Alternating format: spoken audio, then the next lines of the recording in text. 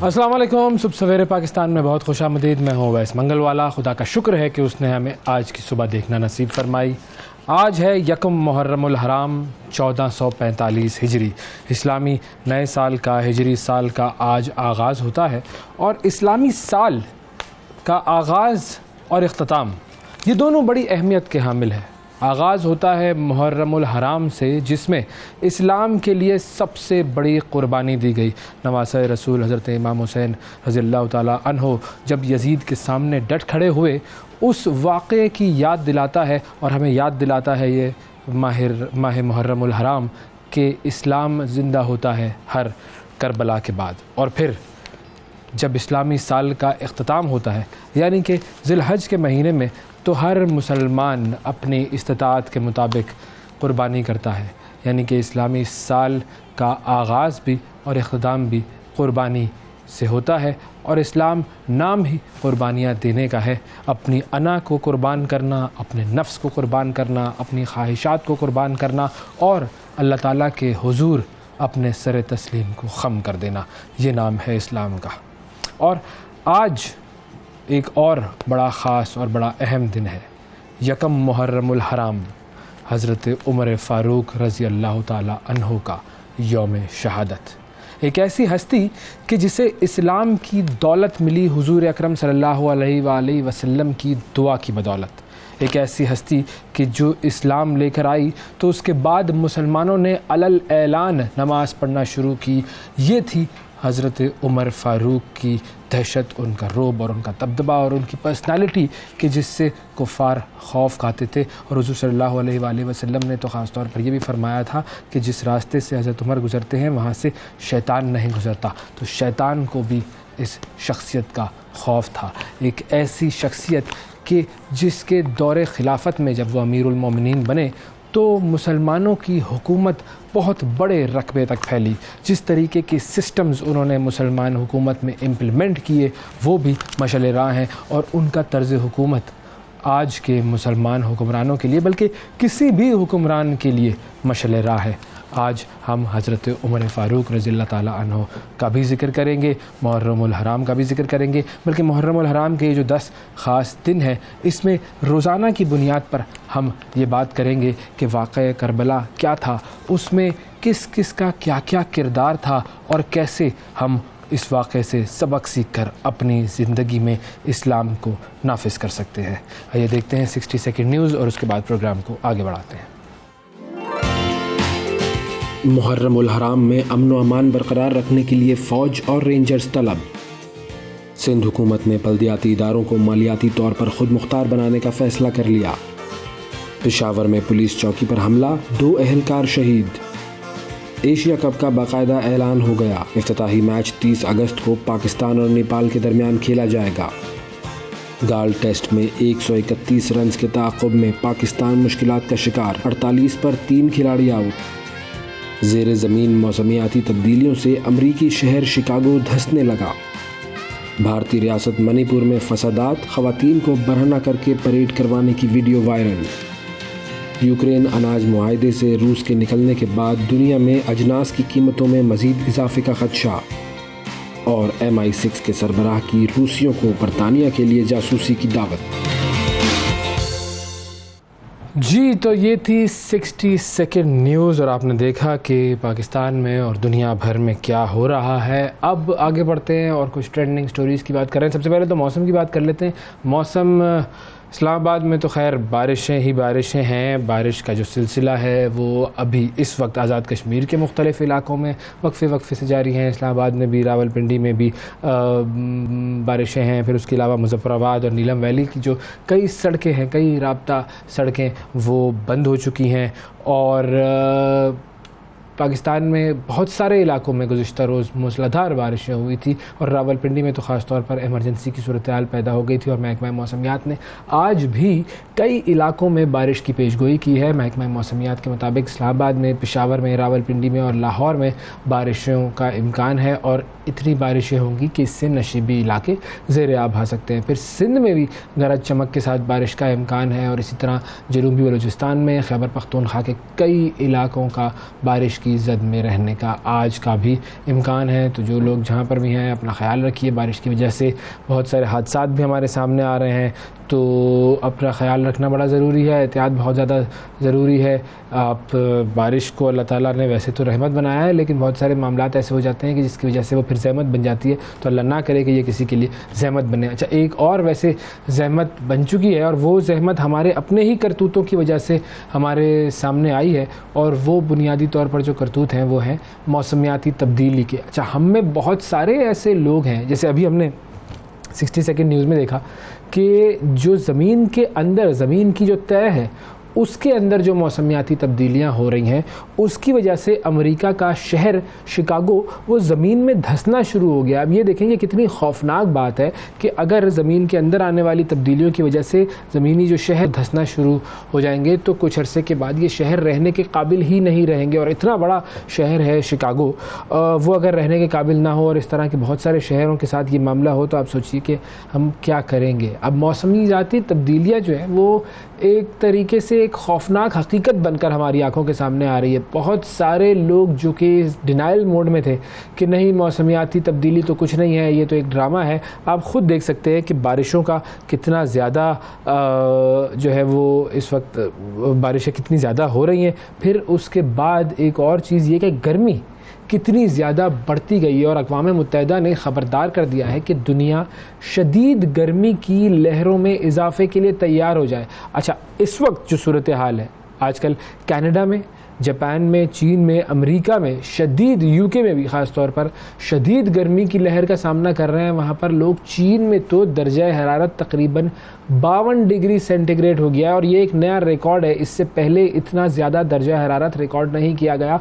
52 degree centigrade तक सूरज पहुंच गया है, इतनी ज़्यादा गर्मी हो गई है। अच्छा, जापान की बात अगर हम करें तो जापान में हालिया दिनों में 60 अफराद हीट स्ट्रोक का शिकार हुए हैं। फिर जनूबी कोरिया में शदीद बारिशें हो रही हैं, शदीद तोदे गिरने की वजह से वहाँ पर 41 अफराद हलाक हुए हैं। ये जनूबी कोरिया की बात आपको बता रहा हूँ। फिर शदीद गर्मी की लपेट में है यूरोप भी इस वक्त, और जो माहिरीन हैं वो बेसिकली इस बात की तंबीह कर रहे हैं, इस बात का अंदेशा ज़ाहिर कर रहे हैं कि जो गर्मी की लहरें हैं ये मुस्तकबिल में मज़ीद शिद्दत इख्तियार कर जाएंगी। तो अगर हम इस वक्त चाइना में 52 डिग्री सेंटीग्रेड देख रहे हैं तो ये चीज़ आगे बढ़ सकती है। अच्छा, हमारे यहाँ पर भी हम देख सकते हैं कि किस तरह शदीद गर्मी का मौसम है, और उसके लिए इक़दामात खैर हम क्या कर सकते हैं, छतरी ही ले सकते हैं इंडिविजुअल तौर पर, तो कि भाई छतरी हम ले लें और उस छतरी को इस्तेमाल करें। लेकिन हमने बेसिकली अपने मौसम को जिस तरीके से नुकसान पहुँचाया है, जिस तरीके से दरख्त काटे हैं, वो चीज़ अब हमारे सामने आ रही है। अच्छा, अगली जो ख़बर है वो भी बुनियादी तौर पर एक इंटरेस्टिंग ख़बर इस तरीके से है कि ऑस्ट्रेलिया के साहिल पर एक चीज़ मिली है। अब हम अगर अपने आप से कंपैरिजन करते हैं ना इंडिया का, तो हम देखते हैं कि जी इंडिया ने इससे पहले वो चंद्रनारायण जो एक मिशन था भेजा था खला में, वो नाकाम हुआ था। अब उन्होंने ये एक और मिशन भेजा है, और चांद पर ये सॉफ्ट लैंडिंग करने का ये मिशन है इंडिया की तरफ से।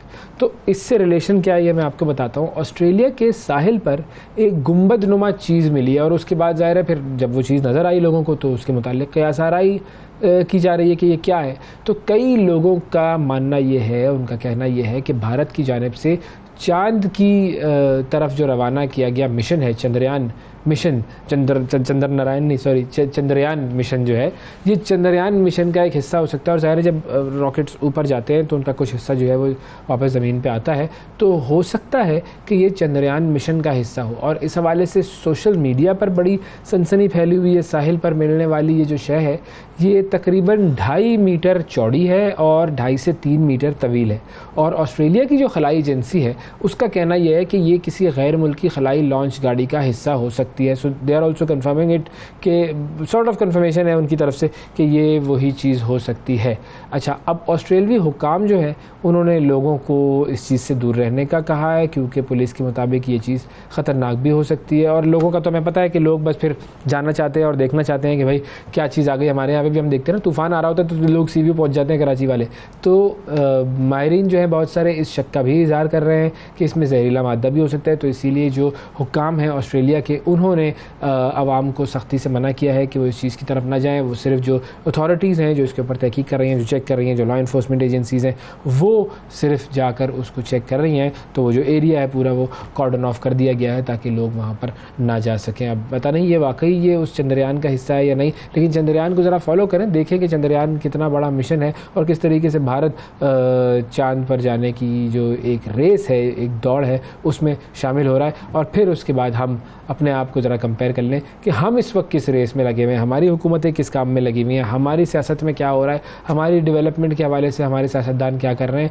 वो चांद पर पहुँच रहे हैं, हम पता नहीं कहाँ पर पहुँच रहे हैं। बहरहाल अब अगली खबर की तरफ आते हैं। और एक चीज़ जिसमें पाकिस्तान आगे है इंडिया से, बल्कि बहुत सारे ममालिक से, वो है जौहरी मवाद की हिफाजत।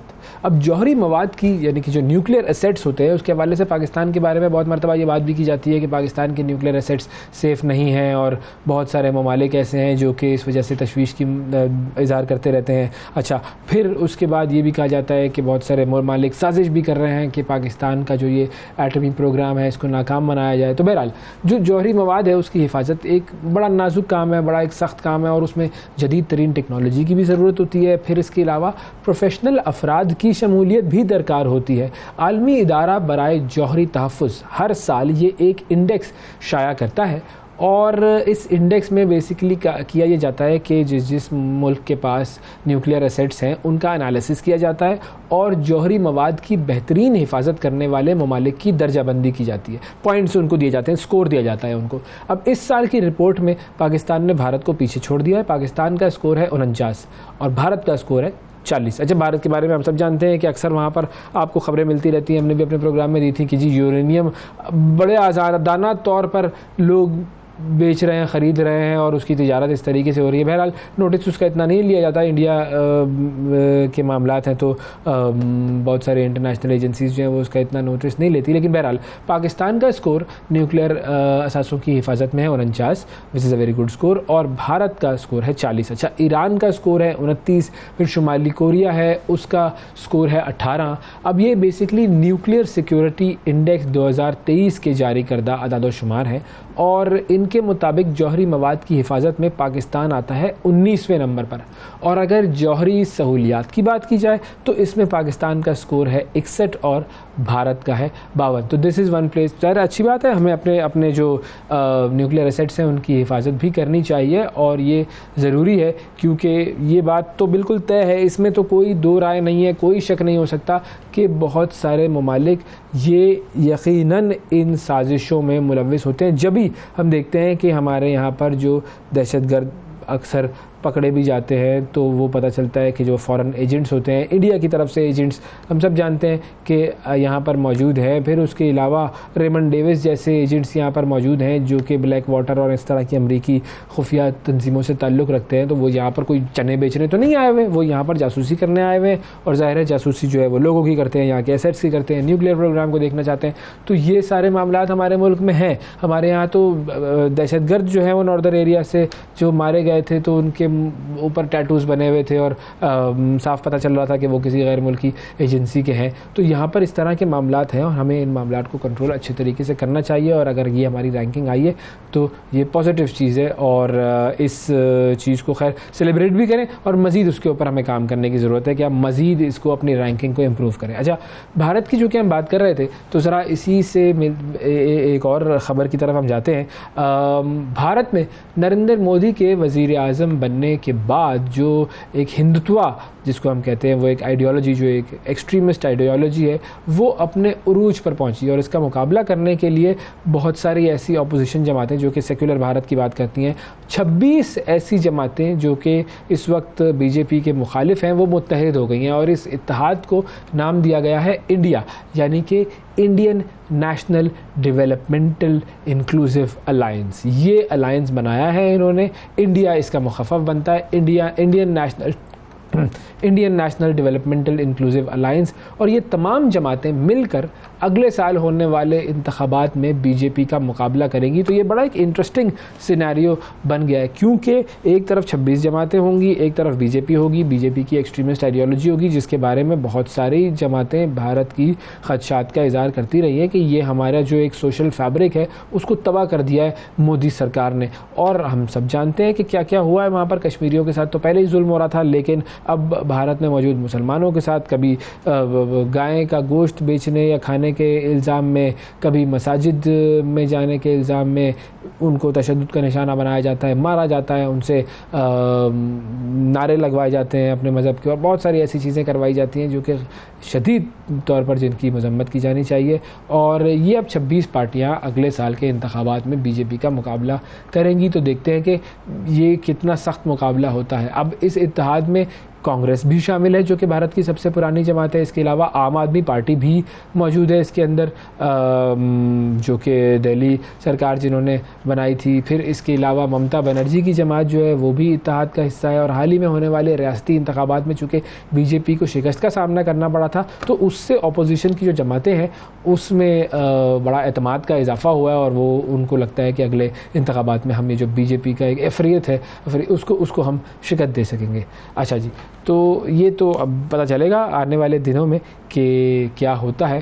अगली खबर की तरफ जाते हैं। और सोशल मीडिया प्लेटफॉर्म्स, जैसे ये पॉलिटिकल मुकाबला है ना कि एक तरफ बीजेपी और एक तरफ दूसरी जमातें हैं, उसी तरीके से जो मुख्तलिफ सोशल मीडिया प्लेटफॉर्म्स हैं उनके दरमियान भी मुकाबला सख्त से सख्त तर होता जा रहा है। और हर प्लेटफॉर्म सारिफीन को अपनी तरफ माइल करने के लिए नित नए फीचर्स मुतारफ़ करवा रहा है। और इसी दौड़ में शामिल रहने के लिए ट्विटर के जो मालिक हैं इलॉन मस्क, उन्होंने कहा है कि जी ट्विटर पर जल्द ही सारिफीन जो अपनी एक ट्वीट होती है उसके अंदर पूरी किताब लिख सकेंगे, उनको ये सहूलत मैसर कर दी जाएगी कि वो पूरी किताब उस पर शाया कर सके। और ये जो नया फ़ीचर है उसके तहत सारिफीन तवील आर्टिकल्स, लंबे लंबे ट्वीट्स कर सकेंगे। और एलन मस्क ने यह भी बताया कि ये सारिफीन अपनी किताब और आर्टिकल्स उसमें तस्वीर शामिल कर सकेंगे, वीडियोस शामिल कर देंगे। बेसिकली ये एक अलग फ़ीचर बनाया जाएगा कि जिसके अंदर लॉन्ग फॉर्म आर्टिकल्स या लॉन्ग फॉर्म जो है रिसर्च पेपर्स या बुक्स, इस तरह की चीज़ें शामिल की जाएगी, जिसके अंदर विजुअल्स भी शामिल होंगे। अच्छा, अभी तक ये वाज़ेह नहीं हुआ है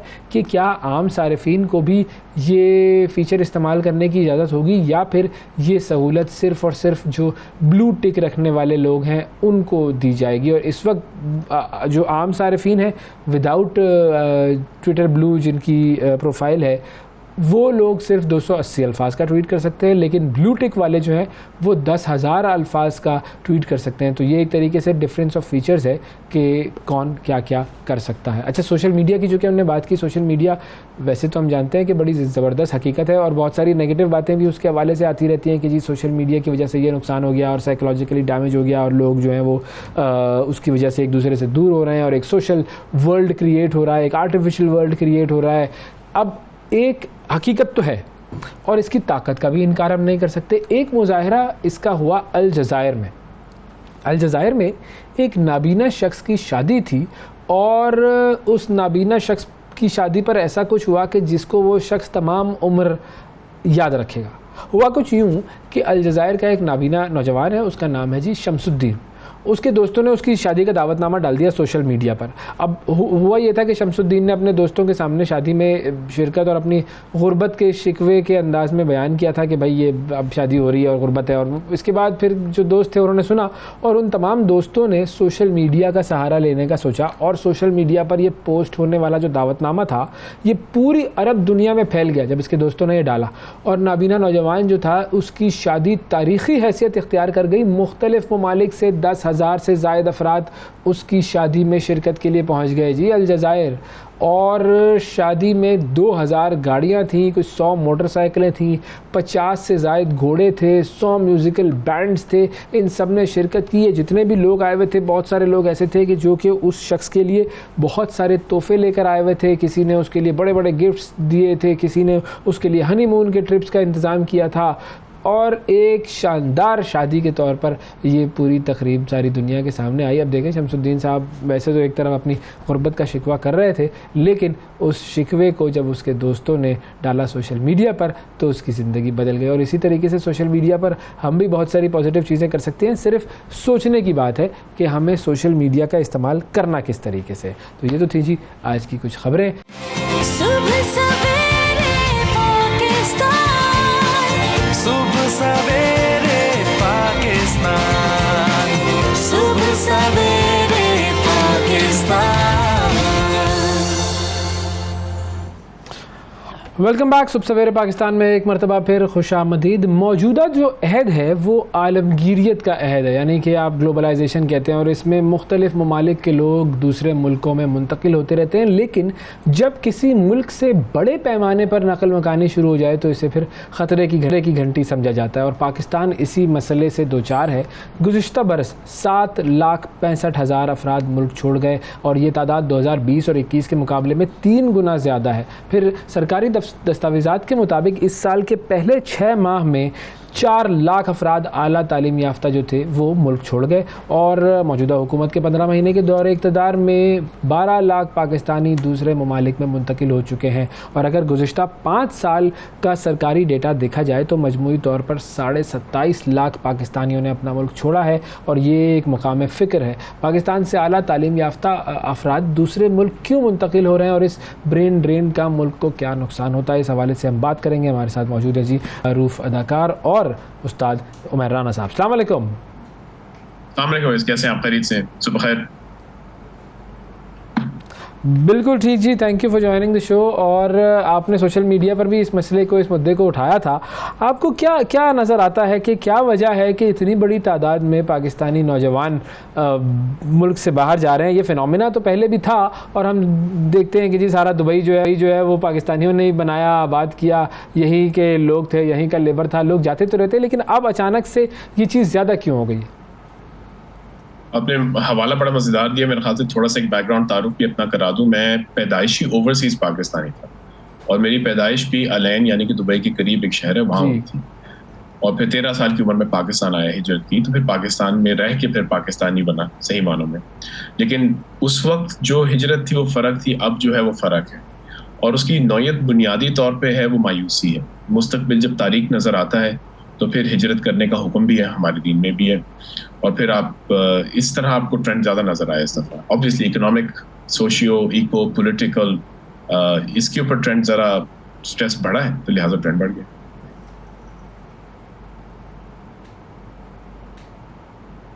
हाँ, अब ये जो इकोनॉमिक एक इंस्टेबिलिटी है, यूँ कहिए कि लोगों को अपने फ्यूचर की वजह से लगता है कि यहाँ पर कुछ नहीं है, और वो इस वजह से मुल्क से बाहर जा रहे हैं।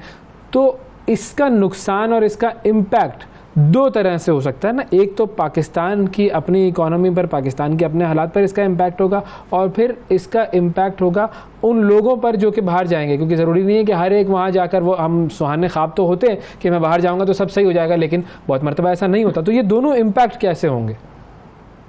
बिल्कुल सही कह रहे हैं। इसका इम्पैक्ट तो होता है, डबल इम्पैक्ट होता है। अब एक पॉजिटिव इम्पैक्ट जनरली हम लोगों ने देखा है, जैसे पहले से देखा, रेमिटेंसेस आते हैं।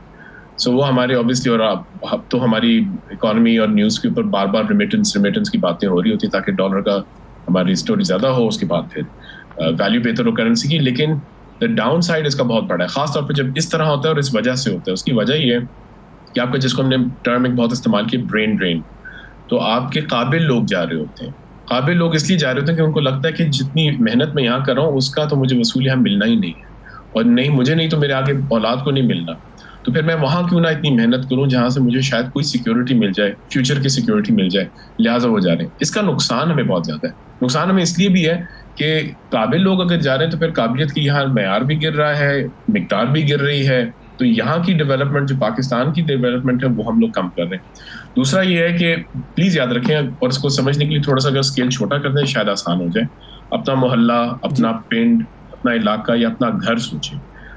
आपके घर, मोहल्ले, पिंड के अगर काबिल दानिशमंद लोग, जिन पे आपने इतना वक्त गुजारा है उनकी अपब्रिंगिंग में, ग्रूमिंग में, उनकी तालीम में, वो लोग जब वो इलाका छोड़ देते हैं ना, तो फिर वो घर, वो मोहल्ला, वो पिंड जो है, वो उसकी टोटल स्टैंडर्ड्स गिरना शुरू हो जाते हैं। फिर वहाँ जो वैल्यूज की मेयार है वो गिरना शुरू हो जाते हैं। उसका जो इम्पैक्ट है वो बहुत देर पा है और बहुत गहरा है, इसकी फिक्र ज्यादा है।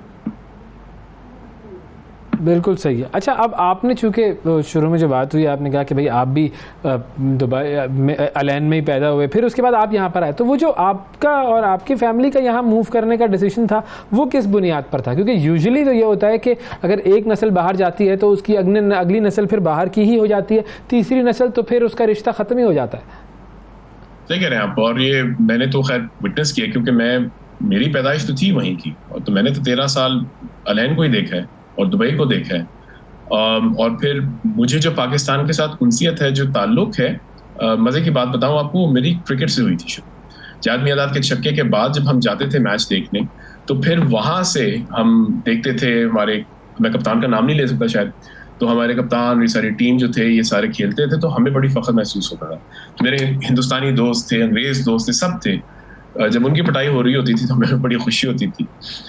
लेकिन जब यहाँ आए, पाकिस्तान में रहे, तो मुझे पहली जो इमीडिएट फीलिंग थी वो ये लगता था कि जैसे कि बहुत मायूसी है, उस वक्त भी लगता था। I mean obviously load shedding भी ज़माने के, मैं 90s की बात कर रहा हूँ, लोड शेडिंग थी, जो भी था, लोग पाकिस्तान को बुरा भला कहते थे, हमें बड़ी तकलीफ होती थी।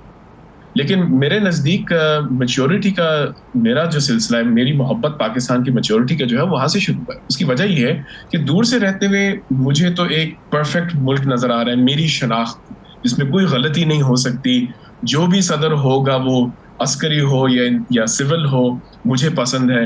लेकिन यहाँ आके जब खामियां देखी, उन खामियों के बावजूद अपने मुल्क से मैंने मोहब्बत की, तो फिर वो सही मोहब्बत निकली। लेकिन अब जो सूरत हाल है ना, वो वाकई बहुत दिल खराब करने वाला है। मैं थोड़ी सी कॉन्टेक्स्ट में डाल दूं ना, कि देखिए हमारे मुल्क में बहुत सारे चैलेंजेस गुजरे हैं, नाजुक मोड़ बहुत दफा हमने सुना है। एक दहशतगर्दी का जो था वो बहुत खौफ, वो हमेशा ही नाजुक मोड़ पे होते हैं हम तो। बिल्कुल, जो बच्चों नाजुक राउंड अबाउट है जिसके गिर्द हम घूमे जा रहे हैं, ये मोड़ नहीं है ये। हाँ, ये किले के साथ हम बंधे हुए ना असल में, तो वो किला तोड़ने का वक्त आ गया। तो वो जो ऊंची दीवारें थी स्कूलों की, तो जब उनसे खौफ आना शुरू हुआ, उसके बावजूद इतनी हिजरत नहीं हुई जितनी आज हम देख रहे हैं। क्योंकि ये लोगों को अंदाजा होना चाहिए कि टेररिज्म या दहशतगर्दी का जो है उसका असर जरूर है और खौफ बहुत है, लेकिन जो इकोनॉमिक एलिमेंट होता है ना, वो पूरे माशरे को अफेक्ट करता है, खास तौर पे आपकी मिडिल क्लास को, और यही लोग बाहर जा रहे हैं। बिल्कुल ऐसा ही होता है, क्योंकि मिडिल क्लास और फिर बाहर जाने के लिए अलग अलग तरह के रास्ते ढूंढते हैं। हमने देखा कि पूरी वो जो यूनान में जो कश्ती एक डूबी, वो हुआ यही होगा ना कि कुछ लोग गए बाहर और उन्होंने जाकर अपना मुस्तकबिल बेहतर किया, तो बाकी जो लोग उनके गांव वाले या उनके शहर वाले, उन्होंने देखा कि जी ये वहाँ पर चले गए, उनका मुस्तकबिल बेहतर हुआ है, चलो हम भी किसी न किसी तरह बाहर जाते हैं, और फिर इस तरह के कॉन्सिक्वेंसेस सामने आते हैं। बहुत ही मतलब अफसोसनाक बात है। अच्छा, अब इसको कैसे डील किया जा सकता है? करेक्टिव मेजर्स क्या हो सकते हैं इंडिविजुअल लेवल पर भी और एक कलेक्टिव लेवल पर भी? देखिए, आई एम श्योर हर एक सुनना यही चाहता है, और बात वाकई सही है कि जब हम एक खासतौर पे अगर डेमोक्रेसी है या नहीं है, जो भी है, लेकिन हमारा जो भी अरेंजमेंट है उसके मुताबिक जो भी पावर कॉरिडोर्स में, उनको ये एहसास होना पड़ेगा, खासतौर पे इकोनॉमिक एलिमेंट से। खासतौर पे इकोनॉमिक में इंसानियत तो छोड़ ही देना, आप कल्चरल वो चीज़ें सब छोड़ दें, इकोनॉमिक एलिमेंट पे आप उसको लेके आए, तो उसके ऊपर एहसास होना पड़ेगा कि आपकी पॉलिसीज क्या होनी चाहिए, कि किस तरह आपने एक स्टेबिलिटी लेके आनी है, किस तरह आपने लॉन्ग टर्म सिक्योरिटी दिखानी है, किस तरह आपने इसको प्रायर करना है बिफोर एनीथिंग एल्स। ख्वाह वो आप हो, आपका इदारा हो, ख्वाह वो आपकी जो भी फ्यूचर की इनसिक्योरिटीज हैं, you have to take care of the future of Pakistan economy, क्योंकि इकोनॉमी की बुनियाद के ऊपर ये सारा चलेगा, सारी पॉलिसीज पर उसके बुनियाद पे। That's the first thing. इनफरादी तौर पे मैं सिर्फ ये कह सकता हूँ, हर एक का हक है, और बाज़ों का फ़र्ज़ बनता है किसी का कि इस सूरत हाल में हिजरत ही करनी पड़ती, तो हमें तो दीनी तौर पे भी सिखाया गया, तो ठीक है आप करें, लेकिन दो चीज़ों का बस ध्यान रखें। एक, ज़रा जिम्मेदार तरीके से, प्लीज़ कोई ये 2 नंबर तरीके से ना। यूनान के वो किस्सा सुन के मुझे इतनी तकलीफ पहुंची थी, मुझे इस तरह याद है, वैसे मैं एक मुख्तसरन बताऊंगा, मैं मोरक्को गया हुआ था एक रमज़ान ट्रांसमिशन के सिलसिले में, उसके साहिल पे बैठा हुआ था, और वहाँ किस्से मैं सुन रहा था कि किस तरह लाशें वहाँ आती जी, और मैं वहाँ बैठ के ये दुआ कर रहा था अल्लाह ताला कि मेरे मुल्क में कभी ऐसी सूरत हाल ना। फिर मैं इस दिन आया, क्लिफ्टन की तरफ खड़ा था, और मुझे इतना लग रहा था कि यार इकोनॉमिक क्राइसिस ऐसा हो गया कि हमारे मुल्क के लोग इस तरह करेंगे, और मेरे मुंह में खाक वो चीज़ होगी। तो मेरी गुजारिश है कि खुदाया प्लीज़ गलत तरीके से ना दें, जो भी है सही तरीके से दें। और दूसरी बात, आप याद रखेंगे कि आपको ज़िंदगी में जो चीज़ें चाहिए ना, वो ज़रूरी नहीं है कि बाहर से ही आपको मिले, ज़रूरी नहीं है। आप जहाँ भी जाएंगे आप अपने आप को लेके जाते, और आपने अपनी ज़िंदगी की तसल्ली, तस्कीन, कामयाबी जो है अपने साथ लेके जाए, और आपने पाकिस्तान की नुमाइंदगी करनी है तो सही नुमाइंदगी करिए। बिल्कुल सही बात है, सही नुमाइंदगी करें, और अगर बाहर जाना ही है तो उसके लिए सही रास्ता चुनें, ये सबसे अहम बात है। बहुत शुक्रिया अदा करेंगे जी, उमेराना मौजूद थे और जो ब्रेन ड्रेन है उसके हवाले से बात हो रही थी। एक छोटा सा वक्फा लेते हैं, वक्फे के बाद दोबारा हाजिर होंगे। एक और ख़ास मेहमान पाकिस्तानी नौजवान हमारे साथ होंगे, और इनकी भी कुछ काविशें हैं पाकिस्तान के लिए, लेकिन ये काविशें जो हैं वो पॉलिटिकल और सोशल डोमेन में हैं। इन्हें क्या एक्सपीरियंसेस मिल रहे हैं, आपसे बात करेंगे एक छोटे से वक्फे के बाद। सुबह सवेरे पाकिस्तान, सुबह सवेरे पाकिस्तान, सुबह सवेरे पाकिस्तान। वेलकम बैक जी। पाकिस्तान की 64% आबादी 30 साल से कम उम्र नौजवानों पर मुश्तमिल है। बहुत बड़ा सरमाया है। दुनिया के ताकतवर तरीन ममालिक भी इस सरमाए से महरूम हैं, लेकिन इन नौजवानों का जो पोटेंशियल है उससे क्या हम सही तरीके से फ़ायदा उठा रहे हैं या नहीं उठा रहे हैं। और बहुत सारे ऐसे डोमेन्स हैं जहाँ पर हम देखते हैं कि बड़ा ज़बरदस्त काम करते हैं पाकिस्तानी नौजवान, लेकिन बहुत सारे ऐसे डोमेन्स हैं कि जहाँ पर पाकिस्तानी नौजवानों का नाम नज़र नहीं आता। सियासत की अगर हम बात करें तो वो एक शजर ममनुआ है, नौजवान इस शोबे में कोई रास्ता नहीं देखते हैं। रोज़गार के मौके पाकिस्तान में कम है, तालीम का मयार भी कमतर ही है। तो अब इस पूरी सूरत हाल को देखते हुए हम जो बात कर रहे थे अभी कुछ देर पहले कि पाकिस्तानी नौजवान मायूस होते जा रहे हैं और पाकिस्तानी नौजवान मुल्क से बाहर जाना चाह रहे हैं। आज हमारे मेहमान हैं जी साबिक तालिब इल्म रहनुमा और पाकिस्तान नज़रियाती पार्टी के बानी शहीर सयालवी, नौजवान रहनुमा। इनसे बात करते हैं कि इनका क्या ओपिनियन है। अस्सलाम वालेकुम शहीर। वालेकुम सलाम। कैसे हैं जी? ठीक ठाक। आप तो बार जाने का प्लान नहीं कर रहे? ना, कभी अच्छा, भी नहीं। तय है ये बिल्कुल इसी मुल्क में मरना है, इसी में जीना है। नहीं तो ये तो फिर बहुत सारे लोग कहेंगे भाई बेवकूफ़ी कर रहे हैं आप देख रहे हैं कि जो है वो मामला ख़राब चल रहा है, बहुत सारे लोग बाहर जा रहे हैं, क्यों भाई, क्यों नहीं? मेरा ख्याल है कि घर और ये जो आपने जो बैज लगाया हुआ है ना, ये तो हमारे कौम का, कायदे आज़म का, तो इनसे माजरत के साथ ये सवाल कर रहा हूँ मैं। बिल्कुल। देखिए, मैं आपको बताऊँ, सबसे पहले तो कायदे आज़म रहमतुल्लाह अलैह मेरे लिए एक वकील नहीं है, वो अपने वक्त के दरवेश और कलंदर सिफ्त आदमी थे, और उनका एक बहुत बड़ा एहसान है, ना सिर्फ हम पाकिस्तानियों पे बल्कि मैं समझता हूँ पूरी उम्मत मुस्लिमा पे बहुत बड़ा एहसान है कि एक ऐसी रियासत उनको दे दी कि दुनिया के हर कोने में जिसने इस्लाम का, इस आइडियोलॉजी का दिफा किया। अब आते हैं कि पाकिस्तानी नौजवानों के बारे में आपने बात की। देखें, मायूसी मैं समझता हूँ कुफर है, वो कुफर तो है, लेकिन उसके लिए प्रैक्टिकल मेजर्स नौजवान ले रहे हैं ना बहुत सारे। सबसे पहले हमने ये देखना है कि हमारे साथ आज़ाद होने वाले ममालिक में हमारे दो पड़ोसी ममालिक थे, चाइना भी था, हिंदुस्तान भी था, करीब करीब हम लोगों ने आज़ादी हासिल की। चीन ने कॉटेज इंडस्ट्रीज का मॉडल लाया। हमसे अलग होने वाले बांग्लादेश ने, जिसे हम कहते थे कि ये 1 टके के लोग नहीं है, वो टका 3 रुपए का हो चुका है। उन लोगों ने अपनी खवातीन को किस काम पे लगाया और हम लोग क्या कर रहे हैं? हम लोगों ने उनको बांध के रख लिया। अब वो आप ये देखें कि उस कॉटेज इंडस्ट्रीज उन्होंने छोटी छोटी बना ली। रियासत वो चीज़, अगर सिर्फ चाइना का मॉडल ने, वो मिडल ईस्ट को भी दे रहा है हमारे सीपेक के जरिए, वो सेंट्रल एशिया में भी जाएगा। हम लोगों ने सिर्फ कमीशन की पॉलिटिक्स की। हम लोगों ने उससे कोई और इतना बड़ा कौमी सतह का फ़ायदा नहीं उठाया। वहाँ पर जो ओवर पॉपुलेशन की बात की गई, 1.5 अरब को उनकी आबादी पहुँचने को है, और उनको इतना बड़ा इशू नहीं हुआ। उन्होंने उसकी अपनी मैन पावर को यूटिलाइज, ह्यूमन रिसोर्स के तौर पर। इंडिया की इतनी ही आबादी 1.25 अरब के करीब है, और इंडिया को ये नहीं कहा जाता कि ओवर पॉपुलेटेड कंट्री है, कहा जाता है कि 125 करोड़ लोगों का ये इंटरनेशनल मार्केट है, इंटरनेशनल मार्केट है। ना गूगल कोई सैंक्शन लगाएगा इन पर किसी किस्म का, ना यूट्यूब लगाएगा, ना फेसबुक लगाएगा, हमारे ऊपर लग जाती हैं।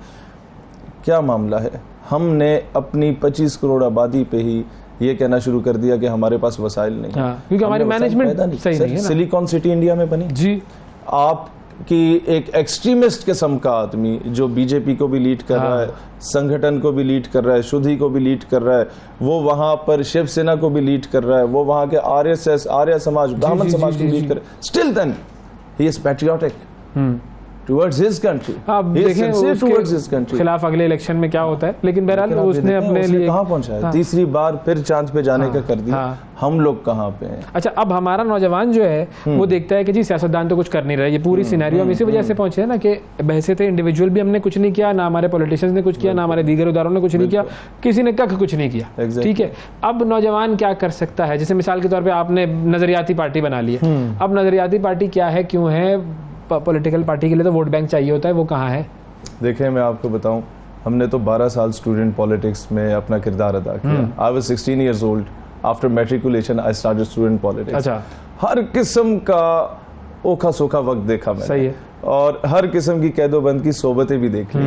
एंड देन वी डिसाइडेड कि बजाय इसके कि वही मरूसी सियासत, वो चंद खानदान जो ऑफ एंड ऑन नस्ल दर नस्ल चले आ रहे हैं, नस्ल दर नस्ल चले आ रहे हैं, वहां पर कोई भी नौजवान वहां सरवाइव नहीं कर सकता उन पॉलिटिकल पार्टीज में। तो हमने क्या सोचा, हमने कहा यार बादशाह के महल में गुलाम बन के रहने से बेहतर है इंसान अपनी छोटी सी झोंपड़ी का बादशाह बने। सही है, कम से कम वो झोंपड़ी कितनी इफेक्टिव और कितना इम्पैक्ट होता है।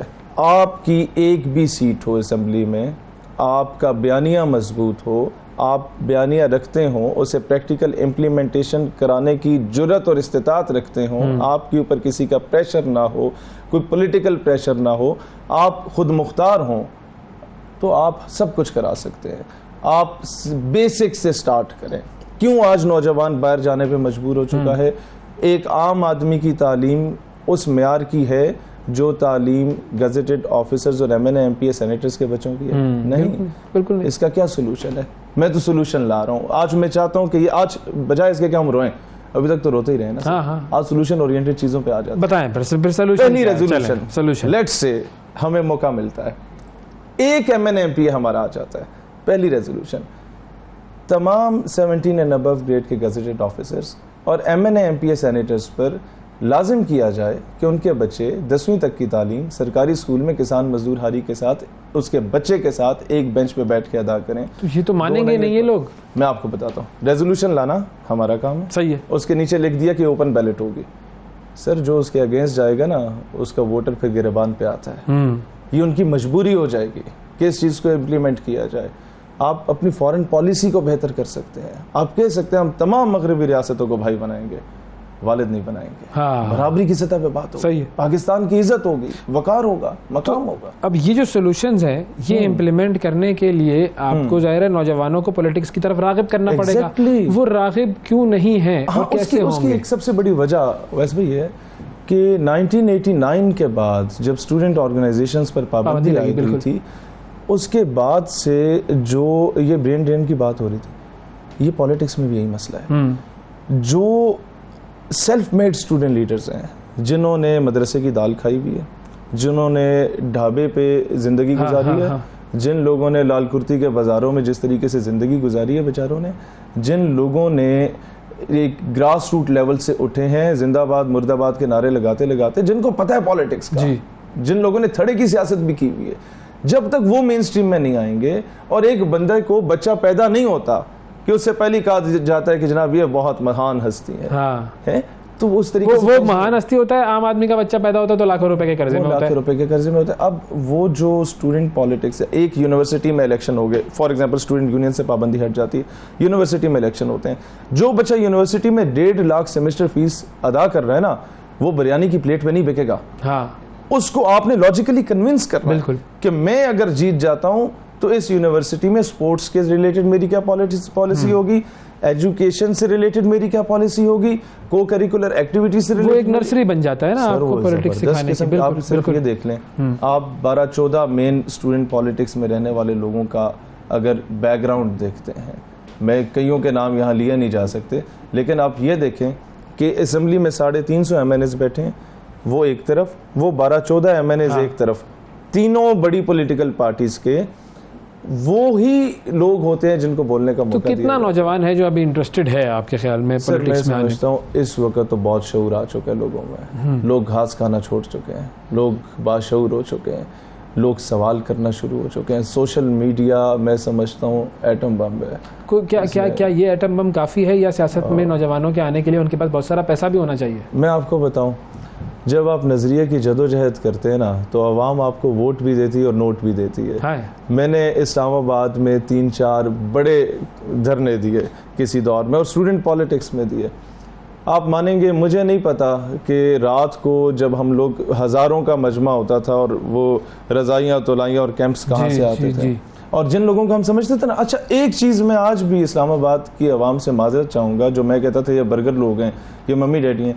सर वो बरमूदा पहनने वाले बच्चे जिनको हम लोग सीधे मुंह मिलते नहीं थे कि हम तो मम्मी डैडी हैं, पता ही नहीं है सियासत का। सर माओ ने उन बच्चों को भेजा था देखे देखे। हाँ। यार एक नोबल कॉज के लिए कौम बैठी हुई है, अपने पाकिस्तान के लिए, अपने रिलीजन के लिए लोग बैठे हुए, इनके साथ जाके खड़े हो जाओ। और मैंने देखा कि आपको मैं एग्जांपल देता हूँ, हमारे मुस्लिम कंट्रीज़ में सबसे ज़्यादा वेस्टर्नाइज्ड कल्चर किसी का है तो वो तुर्क्स का है। लेकिन अल्लाह ताला ने एक ड्रामा सीरियल के जरिए उनसे वो काम ले लिया जो सारे अरबो अजम के लोग नहीं कर सके। बिल्कुल ऐसा ही। तो जो इश्क मुस्तफ़ा सल्लल्लाहु अलैहि वसल्लम की तड़प है ना, या पाकिस्तानियत की तड़प है, वो हर इस कौम के बंदे के दिल में कहीं ना कहीं छुपी पड़ी है। उसको उजागर करने की जरूरत है, उसकी पाकिस्तानियत को बेदार करना है। आप यकीन करें ये कौम ऐसी कौम है कि इसको ज़रा सा अपॉर्चुनिटी दे दी जाए ये बहुत आगे जा सकती है। वही बात है ना, जरा नम हो तो बड़ी ज़रख़ेज़ है। उसको ज़रख़ेज़ करने के लिए क्योंकि हमारे पास वक्त की किल्लत है, तो इस गुफ्तगू को हम फिर आने वाले दिनों में मज़ीद फिर आगे बढ़ाएंगे और ज़रा देखेंगे कि अब नौजवानों को लेकर कैसे आ सकते हैं सियासत में, क्योंकि प्लेटफॉर्म्स बहुत सारे हैं और फिर वो देखते हैं कि जी प्लेटफॉर्म्स की तरफ जाना है। आप प्लेटफॉर्म की तरफ जाते हैं, अपना प्लेटफॉर्म बनाते हैं, कौन सी चीज़ ज़्यादा इफ़ेक्टिव होती है और कैसे फिर इस सिस्टम को जाकर चेंज किया जाए। ये एक ज़रा एक लंबी इसके ऊपर नशिस्त हमें दरकार होगी, वो फिर आपके साथ हम दोबारा लगाएंगे किसी और दिन। लेकिन आज हमने ज़रा एक फीलर दे दिया कि ये काम हो सकता है। This can be done. Thank you जी, बहुत शुक्रिया शहीद, वक्त दिया आपने।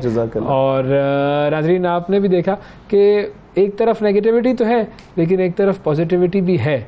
अब उस पॉजिटिविटी का इम्पैक्ट हम कितना लेते हैं या नेगेटिविटी का इम्पैक्ट कितना लेते हैं, ये हमारे अपने ऊपर डिपेंड करता है। वक्फा लेते हैं, वक्फे के बाद दोबारा हाजिर होंगे, हमारे साथ रहिएगा। सुबह सवेरे पाकिस्तान, सुबह सवेरे पाकिस्तान, सुबह सवेरे पाकिस्तान। वेलकम बैक जी, सुबह सवेरे पाकिस्तान में एक मरतबा फिर खुशामदीद। आज आगाज़ से ही हमारा जो मामला है वो नौजवानों के हवाले से ही चल रहा है। पहले हमने ब्रेन ड्रेन की बात की, उसके बाद नौजवानों की पॉलिटिकल इन्वॉल्वमेंट की बात की, कैसे नौजवानों में जो एक मोटिवेशन है, एक शऊर है, वो पैदा किया जा सकता है और उनको जो कि हमारी 60% आबादी नौजवानों पर मुश्तमिल है, उनको पॉजिटिवली किस तरीके से मुल्क के लिए इस्तेमाल किया जा सकता है। अब इसी गुफ्तगू को थोड़ा सा आगे लेकर चलते हैं। और अभी कुछ दिन पहले हमने खबर दी थी अपने प्रोग्राम में कि सिंध पुलिस की तैयार करदा एक रिपोर्ट थी और उसके अंदर बात ये की गई थी कि कराची के जो तालीमी इदारे हैं उनमें और जो कराची के रेस्टोरेंट्स हैं उनमें और उनके आसपास मनशियात बहुत ही खुलेआम मिल रही है। और जाहिर है जब मनशियात खुलेआम मिल रही हो तो इसका इम्पैक्ट माशरे पर भी होता है, नौजवानों पर भी होता है। अब इस सूरत हाल से कैसे निपटा जा सकता है? एक तो है लॉ इन्फोर्समेंट, एक है कि जी आप किसी तरीके से माशरे से ये अफरीत ये जो नेगेटिविटी है इसको निकालने की कोशिश करें। लेकिन अगर कोई नौजवान ऐसे हैं जो कि मनशियात के आदी बन चुके हैं तो उनका रिहैब कैसे किया जाए, उनको दोबारा से ज़िंदगी की तरफ कैसे लेकर आएँ, कैसे उनको माशरे का एक फ़र्द बनाएं, इस पूरे मामलात पर हमने बात करनी है। आपकी फ़ोन कॉल्स भी लेंगे, इस हवाले से आप गाइडेंस भी ले सकते हैं हमारे मौसूस मेहमानों से। हमारे साथ जनाब किफ़ायत हुसैन साहब मौजूद हैं और सुमारा भट्टी साहबा मौजूद हैं। ये दोनों साइकोलॉजिस्ट हैं, दोनों काम करते हैं रिहैब के ऊपर और रिहैब एक्सपर्ट्स हैं और ड्रग्स की रिहैबिलिटेशन के हवाले से इनका एक सेंटर भी है जो कि बड़ा ज़बरदस्त काम कर रहा है। तो इनसे हम जानेंगे कि कैसे नौजवानों को एक तो बचाया जाए इस मामले से और अगर कोई नौजवान इसमें हो तो फिर उसको निकाला कैसे जाए। ये पूरा प्रोसेस आज हमने इनसे समझना है। अस्सलाम वालेकुम जी। वालेकुम सलाम। कैसे हैं जी आप लोग? ठीक ठाक हैं? अल्हम्दुलिल्लाह। अच्छा, सबसे पहले तो जो हमने बात की कराची में तो ये रिपोर्ट आई और रिपोर्ट में आया कि जी ये स्कूल्स, कॉलेजेस, यूनिवर्सिटीज़ और रेस्टोरेंट्स वगैरह, बाकी शहरों में आपके ख्याल में क्या सूरत हाल है? कितना प्रेवलेंट है ये मामला कि ड्रग सप्लाई इजीली लोगों तक पहुंच जाए? सर, आपसे मैं शुरू करना चाहूँगा। बेसिकली ये सिर्फ कराची का मसला नहीं है, ये हमारे पूरे पाकिस्तान का मसला है, ठीक है।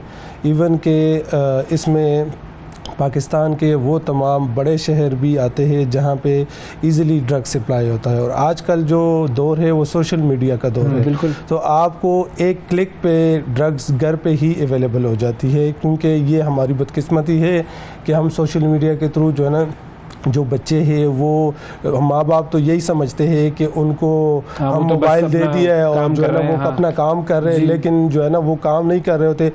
अक्सर माँ बाप अपने बच्चे से लाइलम होते हैं कि वो किसी ड्रग्स में इन्वॉल्व है, क्योंकि उनको यकीन ही नहीं होता।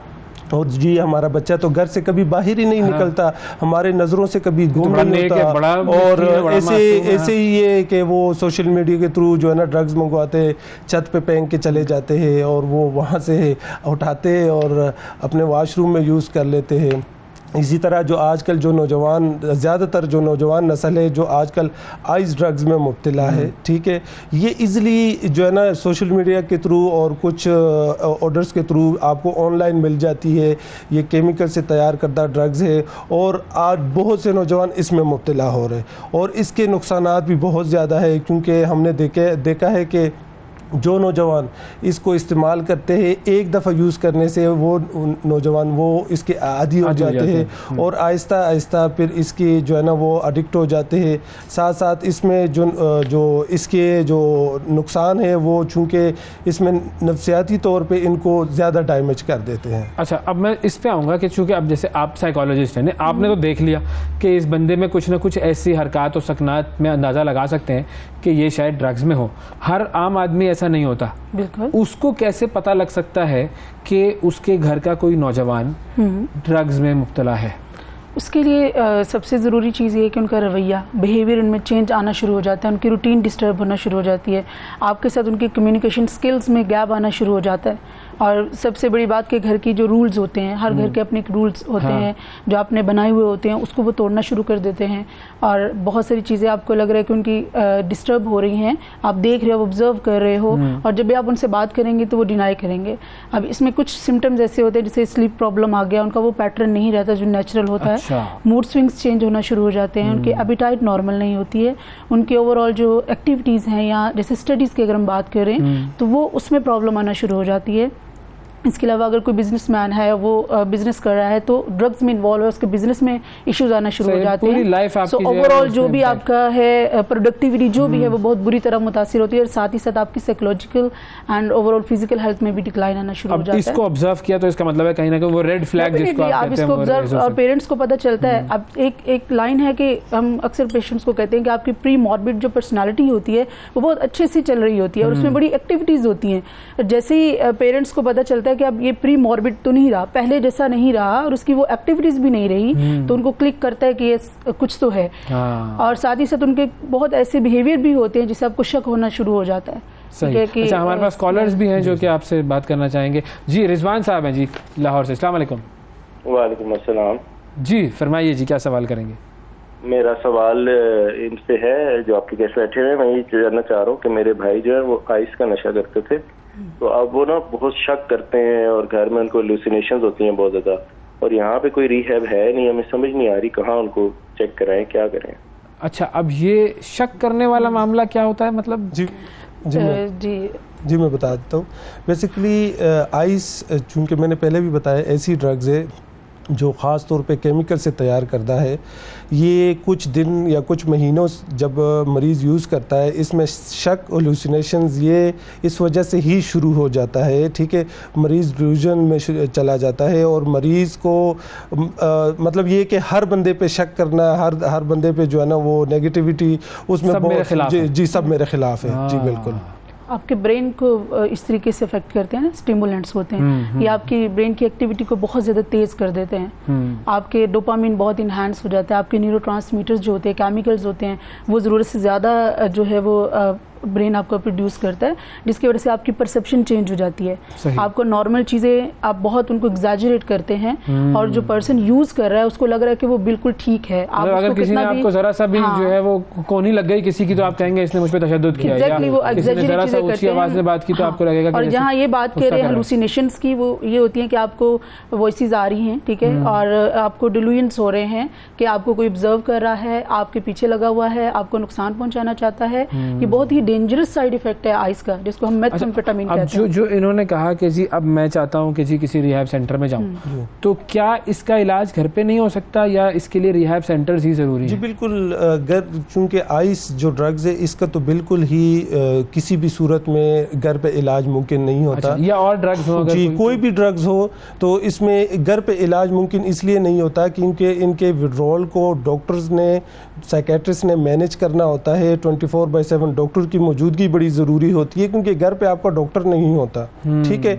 और जो अभी कॉलर थे उन्होंने अपने भाई के हवाले से एक सवाल किया कि अच्छे रिहेबिलिटेशन सेंटर नहीं है, तो मैं थोड़ा सा उनको बता दूं कि अगर आप इस्लामाबाद या हम विज़िट करते हैं हमारा हॉस्पिटल, ठीक है, हमारे पास पूरी दुनिया से, पूरे पाकिस्तान से हमारे पास नौजवान आते हैं, अपने माँ बाप, अपने बच्चों को लेकर आते हैं और उनको एक अच्छी ज़िंदगी की तरफ लेके एक मुकम्मल ट्रीटमेंट करवा के हम वापस कहाँ पर है आपके, मतलब सिर्फ इस्लामाबाद में? जी बिल्कुल, इस्लामाबाद में हमारे 2 बड़े रिहेबिलिटेशन सेंटर है, एक PWD में है और एक नेवल एनकरेज में है, और दोनों माशाल्लाह एक वसी रकबे पे बने हुए। अच्छा, मैं इससे पूछना चाहूँगा आपसे ये भी कि क्या एक अच्छी रिहैब सेंटर में क्या चीज़ ऐसी होनी चाहिए, क्योंकि जब लोग जाएं तो देखेंगे ना उसको कि भाई इसमें कैसे इवैल्यूएट करें। लेकिन उससे पहले एक और कॉलर है हमारे पास, फरीद साहब हैं जी। अस्सलाम वालेकुम।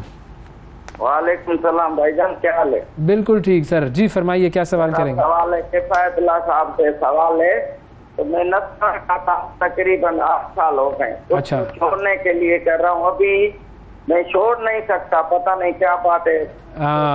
नस्वार ये भी क्या नशे में आता है, ड्रग है ये भी? बेसिकली नस्वार बिल्कुल एक निकोटीन है और नशे में तो आता है, लेकिन इसको हम आप कह ले के माइनर नशा जी, ठीक है, लेकिन इसको छोड़ा जा सकते हैं और अपने घर पे विलिंगली छोड़ा जा सकता है। कैसे भाई बताएं, नस्वार कैसे हो जाए? नस्वार कैसे छोड़ी जाए, उसमें यह कि काउंसलिंग बहुत ज़रूरी है। पेशेंट जो है वो उनका विलिंग होना ज़रूरी है। जैसे कि अभी इन्होंने कॉल किया, कहा कि मैं छोड़ना चाहता हूँ, हाँ, मतलब विल पावर है, ये एक बड़ा पॉजिटिव साइन है। दूसरा ये कि एडिक्शन है तो ज़ाहिर कंट्रोल नहीं है। अब हमारे पास पेशेंट्स आते हैं, उनके देखा जाता है कि उनके फीड्स क्या हैं, नस्वार छोड़ने के बाद उनको कौन से विड्रॉल सिम्टम्स होते हैं, उसको मैनेज करने के लिए उनको गाइडेंस देते हैं, काउंसलिंग करते हैं। और अगर कोई और इशू साथ चल रहा है, जैसे एंगर है या एंग्जाइटी है या डिप्रेशन है, इस तरह की कोई चीज़ है, तो उसके लिए मेडिकेशन भी हो सकती है। वो हम देख सकते हैं कि असेस करने के बाद पता चलता है कि अब जो है नस्वार का एक सहारा भी तो लेते हैं ना।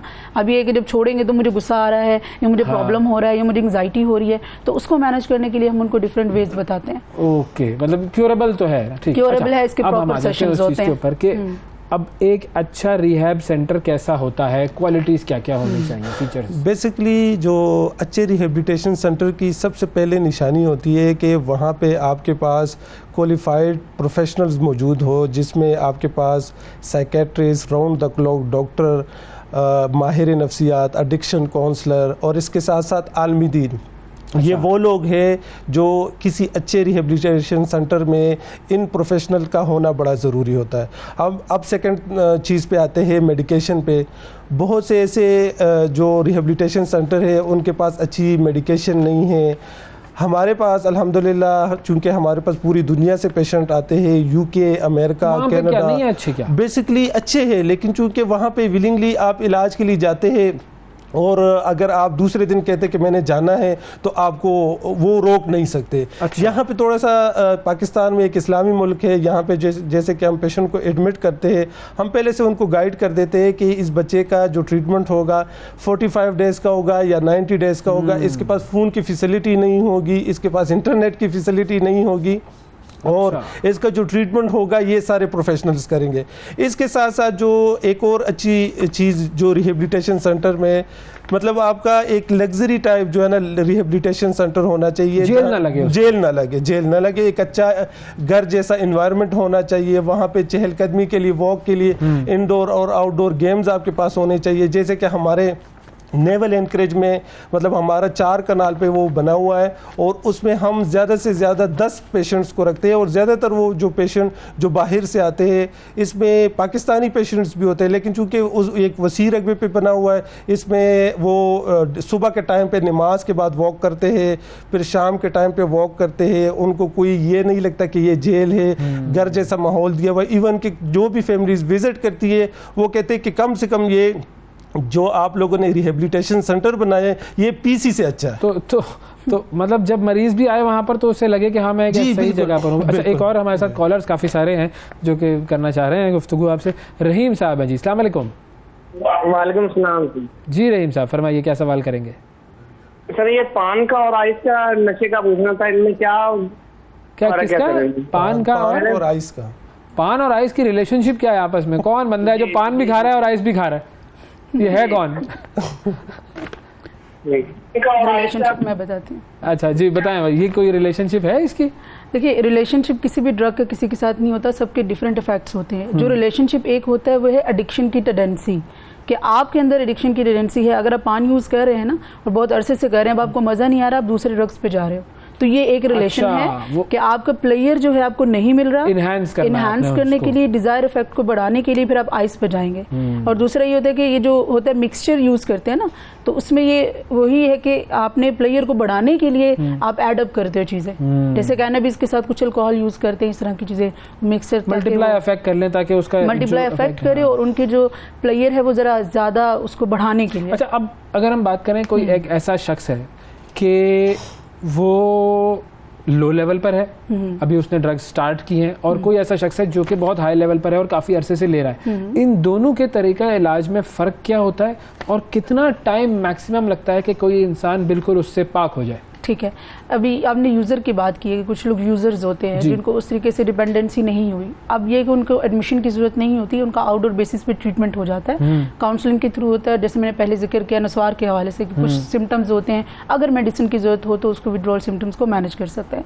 लेकिन जो एडिक्शन है, प्रॉपर जो एडिक्शन है, उसके लिए आपको रिहेबिलिटेशन की ज़रूरत होती है, इन पेशेंट ट्रीटमेंट की ज़रूरत होती है, जहाँ आपको बड़ी एक्सटेंसिव केयर चाहिए। और उसमें ये कि 3 मंथ्स इंडोर होता है, वो डिपेंड करता है कि आपकी कंडीशन क्या है, एंड मैक्सिमम आपको कंप्लीटली सोब्राइटी के लिए 2 कोई शदीद नशई हो जी, वो इसी की बात करिए, 2 इयर्स आपको रिक्वायर्ड होते हैं। इसमें आपको प्राइमरी केयर में, रिहेबिलिटेशन में रहना होता है इन पेशेंट, एंड देन आपके आउटडोर होता है और आफ्टर केयर होता है, जिसमें आपको पूरा प्लान बना के दिया जाता है।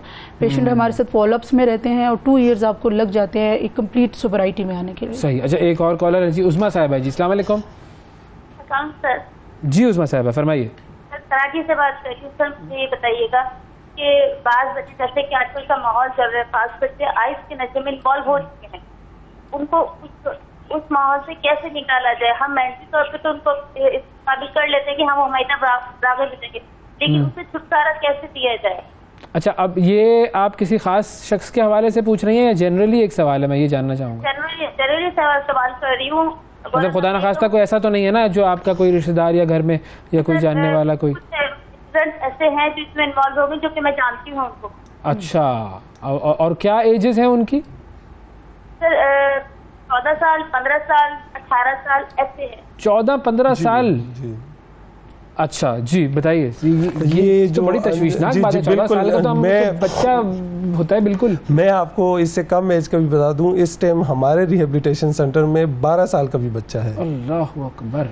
और वो कोई ऐसा नशा नहीं है जो उसने ना किया हो, और उसको सके बहनोई ने इस पे लगा दिया है, ठीक है, और उसको फिर बेचने पे लगा दिया है कि अब क्योंकि पुलिस बच्चे पे जो है ना क्या शक करेगी, ठीक है, उसको एक जगह से दूसरी जगह सप्लाई करना उस बच्चे का काम था।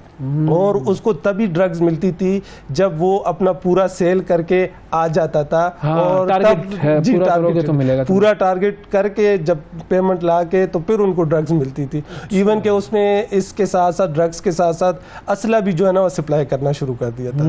वो दौरानी ट्रीटमेंट जब काउंसलिंग करते हैं वो हमें हिस्ट्री बताते हैं बच्चे, तो मैं ये बता रहा हूँ कि सबसे कम जो एज है वो 12 साल के बच्चे भी हमारे पास रिपोर्ट है और एडमिटेड है। और वो इलाज तो उसका बड़ा बेहतरीन चल रहा है, तकरीबन उसका 1.5 माह हो गया है और माशाल्लाह वो बिल्कुल सेटिस्फाई है। उसकी पहले दिन की पिक्चर अगर हम आपके साथ नेक्स्ट टाइम शेयर कर दें और अभी आफ्टर ट्रीटमेंट की पिक्चर शेयर कर दें तो आप एक देख सकते हैं कि कितनी अच्छी कितना फ़र्क आ गया। तो अब जो इनका सवाल था कि कैसे बच्चों को प्रोटेक्ट किया जाए, प्रोटेक्ट करने के लिए अभी अगर तो एडिक्शन में है तो फिर तो ट्रीटमेंट ही उसका सोल्यूशन है।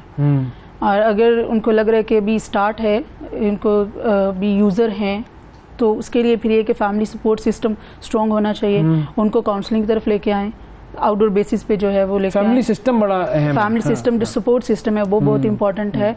इवन के जो यूनिवर्सिटी स्टूडेंट्स यूज़ करते हैं उसमें टू जो बड़ी मेजर रीज़न है, एक तो पीयर प्रेशर है, दूसरा फैमिली सिस्टम उस तरीके से नहीं है, सपोर्टिव नहीं है। डिप्रेशन वगैरह डिप्रेशन है और इग्नोरेंस है, आप निगलेक्ट करते हैं बच्चों को, ये बहुत सारी चीज़ें हैं।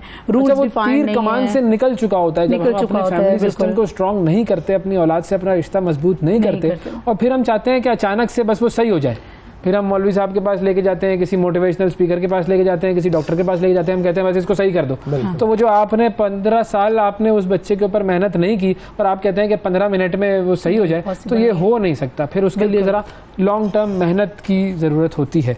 अच्छा, अब ये जो आपने बताया कि मुख्तलिफ जैसे साइकोलॉजिकल ट्रीटमेंट भी है, मेडिकल ट्रीटमेंट भी है और रिलीजियस उसके अंदर एलिमेंट भी है, ये तीनों एलिमेंट कंबाइन होकर उनका इलाज होता है। जी बिल्कुल सही है। अब इसको अगर हम इस और तरीके से जांचने की कोशिश करें कि ज़ाहिर है जो इलाज करवाने वाला होता है वो इलाज करवाने के लिए बहुत सारे ऐसे होंगे जो विलिंग नहीं होंगे जी, क्योंकि उनसे तो वो ड्रग आप छीन रहे हैं, उनको कैसे फिर कंट्रोल किया जाता है? बेसिकली हमारे पास जितने भी पेशेंट्स आते हैं पाकिस्तान से या बाहर ममालिक से, जो बाहर ममालिक से पेशेंट्स आते हैं उनको तो फैमिली बड़े अच्छे तरीके से हम उनको पहले ऑनलाइन काउंसलिंग करते हैं, ठीक है, और उसके बाद वो अपनी टिकट बुक करते और आ जाते।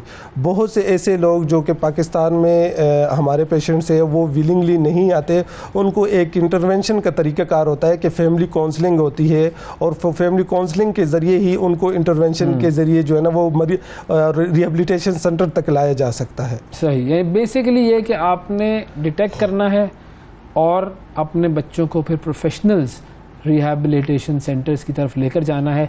इलाज हो सकता है, मायूसी नहीं होनी चाहिए। बिल्कुल ऐसा ही है जी, बिल्कुल बिल्कुल। बहुत शुक्रिया अदा करेंगे आप दोनों का, आपने वाकई वक्त दिया और जो कॉल्स आ रही थी उससे हमें अंदाज़ा हुआ है कि वाकई ये एक ऐसा मसला है जो कि माशरे में फैलता जा रहा है और अगर इसको अभी हमने कंट्रोल ना किया इंडिविजुअली भी, कलेक्टिवली और इदारों की सतह पर भी, तो फिर मामला जो है वो ज़रा ज़्यादा ख़राब हो जाएगा। बहुत शुक्रिया अदा करेंगे आप लोगों का। नाज़रीन, वक्फा लेते हैं, वक्फे के बाद दोबारा हाजिर होंगे, हमारे साथ रहिएगा। सुबह सवेरे पाकिस्तान, सुबह सवेरे पाकिस्तान, सुबह सवेरे पाकिस्तान। Welcome back. सुबह सवेरे पाकिस्तान में एक मरतबा फिर खुशामदीद। स्टेमिना कैसे इंसान अपने अंदर बेहतर कर सकता है, बढ़ा सकता है, इस हवाले से हम बात करेंगे और हमारे साथ मौजूद हैं जी डाइटिशियन डॉक्टर सारा मुस्तफ़ा। वो हमें बताएंगी कि कौन से ऐसे सब्जियां या फल हैं जिनको खाने से आपका स्टेमिना बेहतर होता है। अस्सलाम वालेकुम। वालेकुम अस्सलाम। कैसी हैं जी आप? क्रिकेट देखती हैं? नहीं। चलिए, बड़ा अच्छा है, आप जिंदगी में आप सुकून में है भाई। 6ठी विकेट गिर गई 127 रन पर, ये टेंशन है ना ये या नहीं है? अब बताएं कि खिलाड़ी तो चलें अपना स्टेमिना बिल्ड करने के लिए मुख्तलिफ चीज़ें करते हैं, एक आम आदमी क्या कर सकता है, डाइट से कैसे स्टेमिना बेहतर कर सकता है? अच्छा, अगर हम स्टेमिना की बात करें तो 4 चीज़ें ऐसी हैं जिनका हमें लेवल्स का ज़रूरी देखना है टाइम टू टाइम कि हमारी बॉडी में उसके लेवल्स बराबर हैं या नहीं है। और उन 4 चीज़ों में ये आ जाती हैं, सबसे पहले तो हमारे पास आयरन लेवल आ जाती है, क्योंकि अगर आपको आयरन डिफिशेंसी है तो आपके अंदर स्टेमिना बहुत लो होगा, आपको काम करने का दिल भी नहीं करेगा और फटीग और लेथार्जिकनेस आएगी बॉडी में। दूसरा है विटामिन डी लेवल्स, और हमारे पाकिस्तान में बहुत ज़्यादा पॉपुलेशन जो है ना विटामिन डी डेफिशिएंट है, चाहे वो खातून हो या फिर वो मर्द हो, उनके अंदर विटामिन डी की डेफिशिएंसी बहुत ज़्यादा है।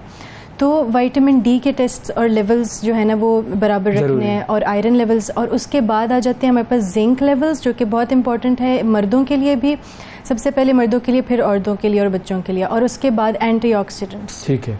ये 4 चीज़ें ऐसी हैं जो आपकी स्टेमिना को जो है ना वो मतलब कि अगर ये चीज़ लेवल में नहीं है तो स्टेमिना आपका ख़राब होगा। तो बहुत ज़रूरी है कि इन मॉनिटर करते रहें, और ये आप अपनी डाइट से किस तरह अपनी जो है ना वो कर सकते हैं। जी, क्या खाया जाए कि स्टेमिना बेहतर हो?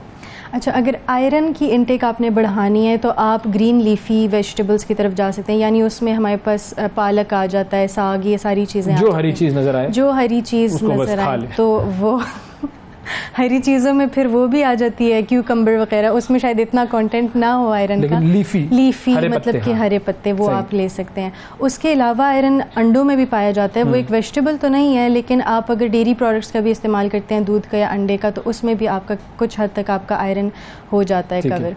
दूसरा सब, अगर एंटीऑक्सीडेंट्स की मैं बात करूं और जिंक की और विटामिन डी की, जितनी भी मैंने चीज़ें आपको मेंशन की हैं कि स्टेमिना बढ़ाती हैं, तो ये सारी कंसंट्रेशन मौजूद है आपके पास ड्राई फ्रूट्स के अंदर। और ड्राई फ्रूट्स में सबसे टॉप जो दो आती हैं इस हवाले से, वो हैं पम्पकिन सीड्स और दूसरी आप जी पम्पकिन सीड्स। अच्छा। कुछ सनफ्लावर सीड्स भी होती हैं, कुछ पम्पकिन सीड्स जो हैं उसके अंदर आपके पास आयरन, विटामिन डी लेवल्स ये बराबर आराम से मिल जाते हैं। ड्राई फ्रूट्स वालों के पास, शॉप के पास मिल जाती हैं। पम्पकिन को उर्दू में क्या कहते हैं?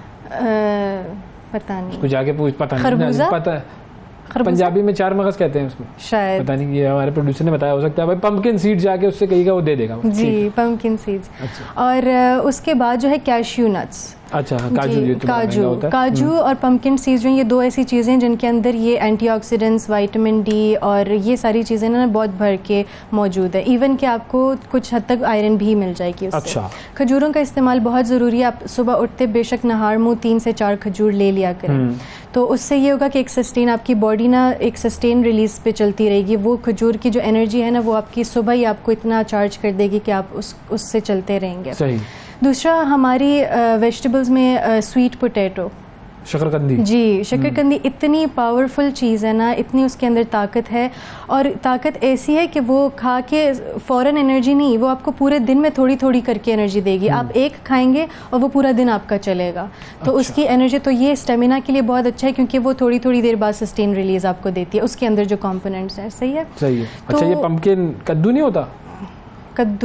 कद्दू कहेंगे उसको, पता नहीं, चेक कर लें भाई। ये सवाल आ गया भाई जिंदगी में। पम्पकिन तो वो जिस तरह वो बाहर वो ऑरेंज कलर का होता है ना, वो तो बड़ा जो उसमें हेलोवीन वगैरह पे वो लगाते हैं, उसका बड़ा डिजाइन बनाया हुआ होता है। और ये तो बल्कि हम बचपन में करते थे कि हम काट के सीड्स निकाल के खुद ड्राई करते थे, हमारे घर में होता था, वो बड़े मजे के होते हैं। हाँ, तो ये खुद कर लिया करें भाई जी, खुद भी आप ड्राई कर, सन ड्राइड जो है ना वो बहुत अच्छा, उसको रख दें, वो अगले दिन खाने के काबिल हो जाते हैं। बिल्कुल। और कुछ अगर आपको फौरन स्टेमिना के लिए आपको लाइक फ़ौरन चाहिए होता है ना स्टेमिना, उसके लिए ये है कि आप कॉफ़ी पी लें, और वो कॉफ़ी से आपको एकदम से आपका जिस तरह जहन जाग जाता है। ये नुकसानदेह नहीं होती? नुकसानदेह होती है अगर आप वो ज़्यादा पीते हैं, क्योंकि जब आप ज़्यादा कॉफ़ी पीते हैं तो वो आपको एनर्जी देती है, और जैसी एनर्जी आपकी लो होना शुरू होती है, आपकी बॉडी रिएक्ट करना शुरू कर देती है, यानी विथड्रॉल कहते हैं इसको। फिर आपको दोबारा कॉफ़ी की ज़रूरत होती है, फिर आपको दोबारा, तो उससे फटीग ज़्यादा बढ़ जाती है। लेकिन अगर आपकी इनटेक इतनी नहीं है और आपको फौरी चाहिए, जिस तरह मैं अभी आ रही थी तो मैंने चाय पी ली, मैंने कहा थोड़ी सी कैफीन ले लेते हैं, या तो उस तरह की ना आप कॉफ़ी इनटेक कर सकते हैं। और मज़े की बात मैं आपको बताऊं, दुनिया के सबसे महंगी तरीन कॉफ़ी कौन सी है? उसको कहते हैं सिवेट कॉफ़ी, और वो बनती है एक सिवेट एनिमल के पूप से। अच्छा। हाँ जी। नाज़रीन, ये दुनिया कहाँ जा रही है? और वो जो है ना, वैसे तो अफ्रीकन कंट्रीज में थी जो बन रही थी, लेकिन ये सिवेट कॉफ़ी जो है अब इंडोनेशियन मुस्लिम कंट्री है, उन्होंने हलाल करार दे दिया इसको, तो अब इंडोनेशियन कंट्रीज में भी ये बनना शुरू होगी। वहाँ पे एक आइलैंड है जहाँ पे ये सिवेट कॉफ़ी बनती है। नहीं भाई ये नहीं हो सकता। बाकायदगी से उस सिवेट एनिमल को पाला जाता है फार्म के अंदर, और उसको चेरीज खिलाए जाते हैं, और वो चेरीज जो है ना कुछ किस्म की हैं, तो वो जब वो पूप से निकलती है उसके वो कॉफ़ी बीन्स बनाते हैं और उसकी कॉफ़ी बनाते हैं। जानवरों के फजले से कॉफ़ी बन रही है भाई, दुनिया में क्या हो रहा है, ये कहाँ जा रही है दुनिया भाई। मैं तो खैर इसको मैं तो खैर वैसे ही कॉफ़ी से दूर हूँ, तो मुझे तो टेंशन ही नहीं है, मुझे कोई मसला नहीं है, लेकिन लोग ज़रा देख समझ सोच के फैसला करें। तो कॉफ़ी के अंदर तो इस तरह की वैरायटीज़ भी हैं, जो कॉफ़ी के शौकीन है वो ये भी ट्राई कर लें। आप भी उकसाएं लोगों को ना, शौकीन है, वैरायटी है। हाँ, आपने इस्तेमाल किया कभी खुद? नहीं, मैं गरीब हूँ, मैं इतना एक्सपेंसिव कॉफ़ी कैसे। अब ये अपने ऊपर गुर्बत का आपने लबादा ओढ़ लिया और बचत कर लिया अपनी, लोगों को आप उकसा रही हैं कि इस तरह की कॉफ़ी पिए। चलें ठीक है भाई, कभी जाएंगे इंडोनेशिया तो देख के आएंगे हम भी कि ये कॉफ़ी होती है। अच्छा, और इसके अलावा जो है डार्क चॉकलेट एक ऐसी चीज़ है जो कि आपकी सेहत के लिए अच्छी है। और डार्क चॉकलेट का मतलब ये वो जब आप खाते भी हैं तो आपको वो कड़वाहट महसूस होती है उसकी, तो तब वो असली डार्क चॉकलेट होती है। और 80% डार्क चॉकलेट कम से कम होनी चाहिए ना, जो अगर आपको फ़ायदा चाहिए। तो वो डार्क चॉकलेट अगर आप खा लें तो उससे एक तो आपकी हार्ट हेल्थ अच्छी होती है, दूसरा उससे आपको एंटीऑक्सीडेंट्स और ये सारी चीज़ें मिल रही होती हैं जो कि आपके स्टेमिना को इम्प्रूव करती हैं। अब ये नहीं है कि आप सुबह शाम चॉकलेट्स खाएं, डार्क चॉकलेट्स, उससे नहीं होगा, आपको एक मिकदार अपनी प्रॉपर देखनी पड़ती है। और कुछ इस तरह की चीज़ें हैं जिस तरह कि आप अंडे ले रहे हैं वो रोज़ खा सकते हैं, स्पिनच आप रोज़ नहीं खा सकते क्योंकि अगर आप ज़्यादा भी स्पिनच लेंगे तो आपको स्टोन्स कहीं गॉल ब्लैडर में या किडनीज में ये प्रॉब्लम आना शुरू हो जाएगी। तो आपने देखना है कि आपने जो खाना भी है वो कितनी देर बाद खाना। लेकिन बेसिकली जो चारों लेवल्स आपने बताए थे, चारों चीज़ें, उन चारों को मैनेज करने के लिए आपके पास ये तमाम फूड्स मौजूद हैं और जो चीज़ कम हो आप उसको फिर। ब्रोकली और कैरेट्स भी बहुत पावरफुल हैं। ब्रोकली में विटामिन सी एक एंटीऑक्सीडेंट है, विटामिन ए है, विटामिन के है जो आपके ब्लड के लिए भी बहुत अच्छा है।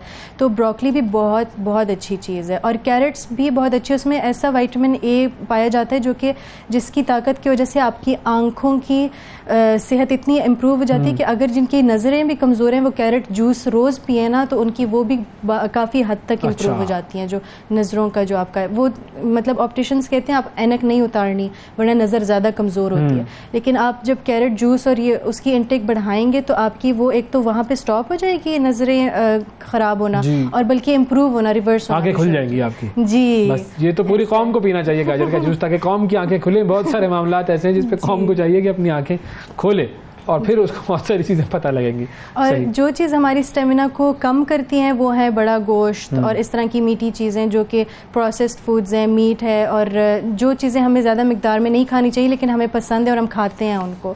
तो बीफ से और इन चीज़ों से ज़रा हट के चिकन बंदा ले सकता है, obviously protein that's the safest protein option. और अगर आप चिकन भी नहीं लेना चाह रहे, आप वेजिटेबल्स की तरफ जाना चाह रहे हैं तो आप मशरूम ले सकते हैं।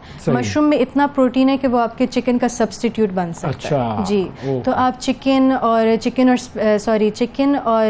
स्पिनच और या फिर मशरूम्स एंड स्पिनच इस तरह की चीज़ें आप मतलब कॉम्बिनेशन बना सकते हैं। तो ये सारी ऐसी चीज़ें हैं जिनसे आप मतलब अपना पूरा कर सकते हैं स्टेमिना बढ़ाने के लिए। नट्स अपने डेली उसका बनाएं रूटीन और ये लेवल्स मॉनिटर करते रहें अपने, जो मैंने आपको बताई है। जिंक, विटामिन डी और एंटीऑक्सीडेंट्स भी बहुत ज़्यादा ज़रूरी हैं, ठीक है, और आयरन लेवल्स। बिल्कुल सही, जी, बिल्कुल ठीक। बहुत शुक्रिया अदा करेंगे डॉक्टर सारा, आपका वक्त दिया आपने और बड़े ज़बरदस्त जी आपने बताए हैं स्टेमिना बढ़ाने के लिए फूड्स। अब इन चीज़ों को ले अपना स्टेमिना बनाएं। बहुत कुछ करना है जी जवानों, नौजवानों, बहुत कुछ करना है आपने। एक वक्फा ले लेते हैं, वक्फे के बाद दोबारा हाजिर होते हैं, हमारे साथ रहिएगा। सुबह सवेरे पाकिस्तान, सुबह सवेरे पाकिस्तान, सुबह सवेरे पाकिस्तान।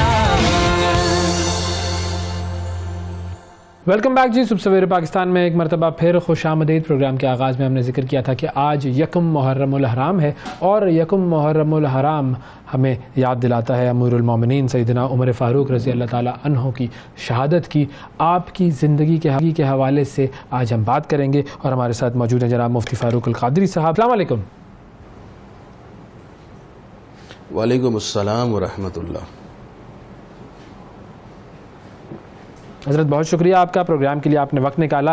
अब ये बात तो हम सब जानते हैं कि हज़रत उमर फ़ारूक रज़ी अल्लाह ताला अन्हो की जो शख्सियत थी हुज़ूर अकरम सल्लल्लाहु अलैहि वसल्लम की दुआ की वजह से वो इस्लाम में दाखिल हुए और वो जो इस्लाम लाने का उनका वाक़या कि किस तरीके से वो अपनी बहन के घर गए और फिर उन्होंने जो है वहाँ पर कुरान की चंद आयात सुनी, उनकी जो पर्सनैलिटी है उससे हमारे लिए सबक क्या हम ले सकते हैं? दो जहतों को मैं छेड़ना चाहूँगा।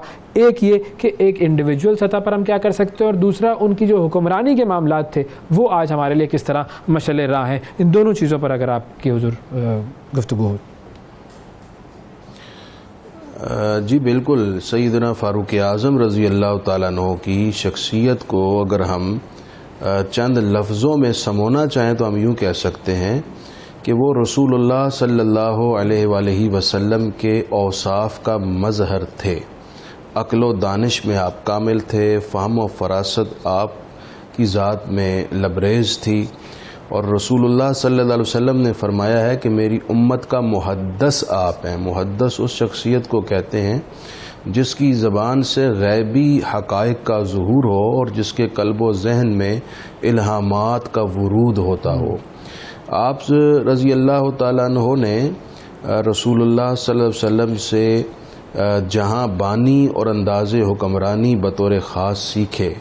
आपने जब 22 से 28 लाख मुरब्बा मील पर फैली हुई इस्लामी सल्तनत पर अदल व इंसाफ का निज़ाम कायम किया तो उस वक्त आप रो रो कर फरमाया करते थे कि मैं वो उमर हूँ जिसे बकरियां और ऊँट चराने नहीं आते थे और मेरे वालिद मुझे डांटा करते थे। अल्लाह के रसूल ने मेरी ऐसी तरबियत की कि आज मैं इतनी वसी व अरीज़ इस्लामी सल्तनत पर निज़ाम कायम किए हुए हूँ। आप रज़ी अल्लाह ताला अन्हु का वो तारीख साज जुमला है।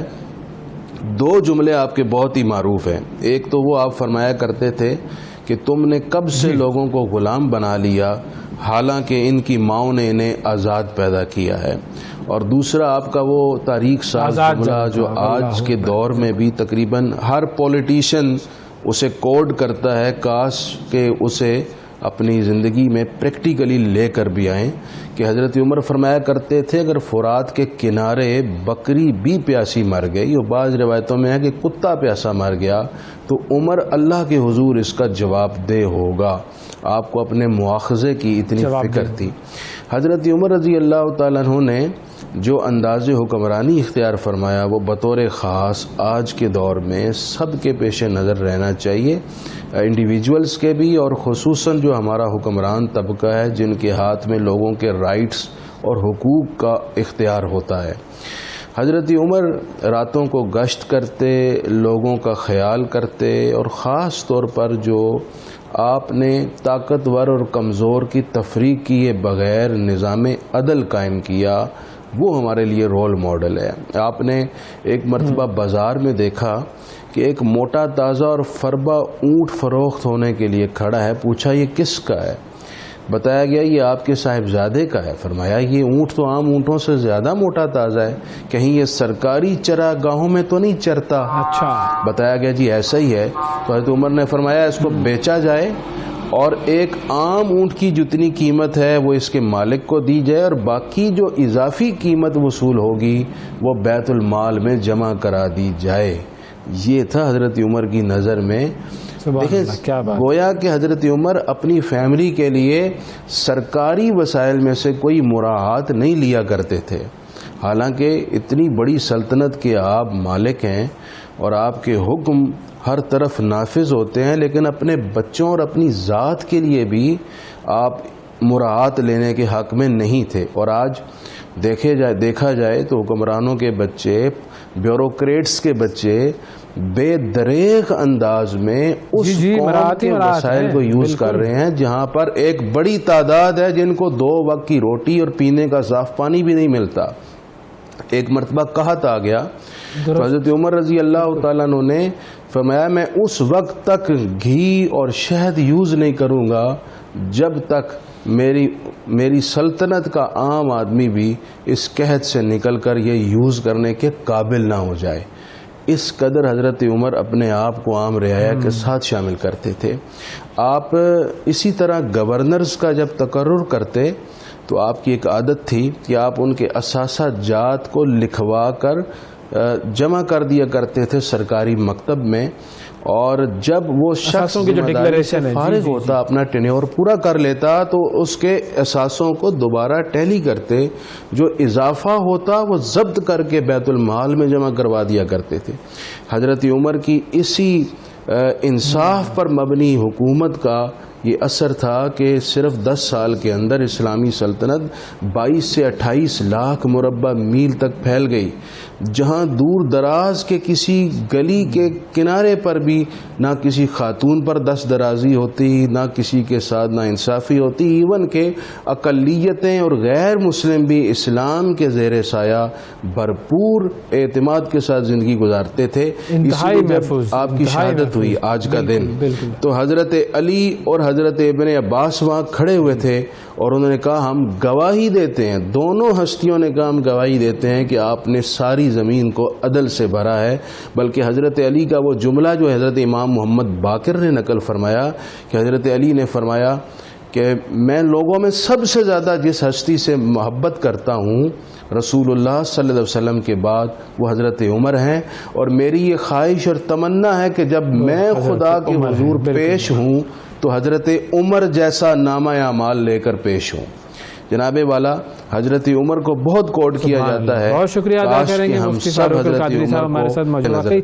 बहुत सारी ऐसी चीज़ें हैं जो कि हम सीख सकते हैं, सिवा ज़रूरत सिर्फ इस चीज़ की है कि हम पढ़ें उनकी ज़ात को, उनकी सीरत को, हज़रत उमर की रज़ी अल्लाह ताला अन्हु की सीरत को पढ़ें और फिर उनसे सबक लें। बहुत शुक्रिया अदा करेंगे मुफ्ती साहब आपका। आज के प्रोग्राम में इतना ही, आपसे कल फिर मुलाकात करेंगे। हमें इजाज़त दीजिए, अल्लाह हाफ़िज़। सुबह सवेरे पाकिस्तान, सुबह सवेरे पाकिस्तान, सुबह सवेरे पाकिस्तान।